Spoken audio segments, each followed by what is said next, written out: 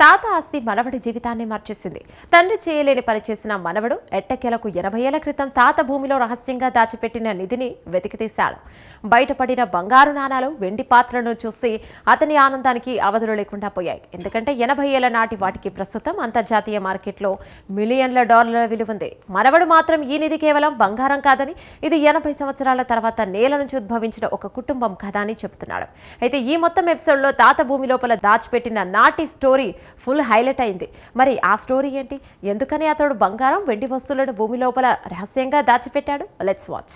అది రెండో ప్రపంచ యుద్ధ సమయం. ప్రపంచమంతా అల్లకొల్లోలంగా ఉంది. 1939 సెప్టెంబర్ 1 నుండి 1945 సెప్టెంబర్ 2 వరకు 6 సంవత్సరాల కాలంలో యాక్సెస్ మరియు మిత్రరాజ్యాల మధ్య యుద్ధం చెలరేగడంతో 80 మిలియన్లకు పైగా పురుషులు మరియు మహిళలు మరణించారు. ఈ ప్రపంచ యుద్ధం కారణంగా యూరోప్, ఆసియా మరియు పసిఫిక్లోని చాలా భాగాలు తుడిచిపెట్టుకుపోయాయి. హిట్లర్ పోలాండ్పై దండయాత్ర, యూరోప్లో యుద్ధం ప్రారంభమైంది.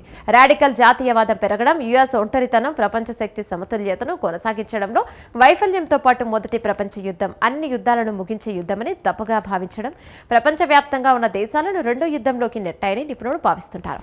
అయితే రెండో ప్రపంచ యుద్ధం కారణంగా పోలాండ్ సోవియట్ సైనికుల చేతిలోకి వెళ్ళిపోయింది. దీంతో సోవియట్ సైనికులు పోలాండ్ వాసుల ఇల్లు, ఆస్తులను స్వాధీనం చేసుకుంటున్నారు. ఇక ఆ సమయంలో ఆడమ్ గ్లావిస్కీ అనే వ్యక్తి సోవియట్ సైన్యం బెదిరింపు కారణంగా తన భవనం నుంచి పారిపోవలసి వచ్చింది. అయితే ఈ క్రమంలో 80 ఏళ్ల క్రితం ఆడమ్ తెలివితో చేసిన పని ఇప్పుడు అతడి మనవడికి వరంలా మారింది.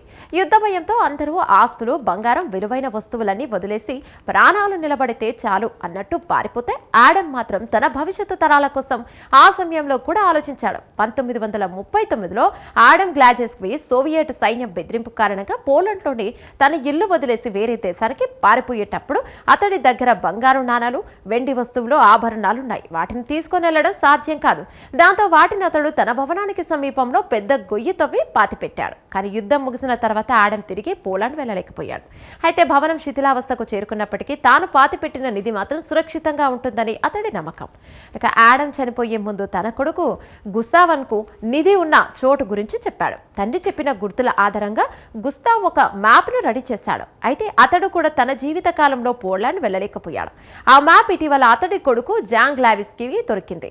అతడు మాత్రం వెంటనే ఆ మ్యాప్ ఆధారంగా జాన్ పోలాండ్లోని తన పూర్వీకుల భవనానికి చేరుకొని గొయ్యి తవ్వడం ప్రారంభించాడు. స్టార్టింగ్లో మట్టి తప్ప ఏం రాలేదు. కానీ తాత మాట మీదున్న నమ్మకంతో తవ్వుతూనే పోయాడు. బాగా లోతుగా తవ్విన తర్వాత మట్టిలో బంగారు నాణాలు, వెండి పాత్రలు బయటపడ్డాయి. వాటిని చూసిన తర్వాత మనవడు జాన్ గ్లాజెస్కీ ఆనందానికి అవధులు లేకుండా పోయాయి. అయితే 19వ శతాబ్దానికి చెందిన ఆ నాణాలు ప్రస్తుతం అంతర్జాతీయ మార్కెట్లో మిలియన్ల డాలర్ల విలువైనవని తెలిసి తర్వాత మనవడు తాత అంత పెద్ద యుద్ధ సమయంలో కూడా ఇంత తెలివిగా దాచిపెట్టడం చాలా గొప్ప విషయమని సంబరపడిపోతున్నాడు. ఇది కేవలం నిధి మాత్రమే కాదని, తన కుటుంబ గాథని మనవడు గర్వంగా చెబుతున్నాడు. అలా మొత్తానికి 80 ఏళ్ల క్రితం తాత దాచిపెట్టిన విలువైన సంపద మనవడికి దక్కింది.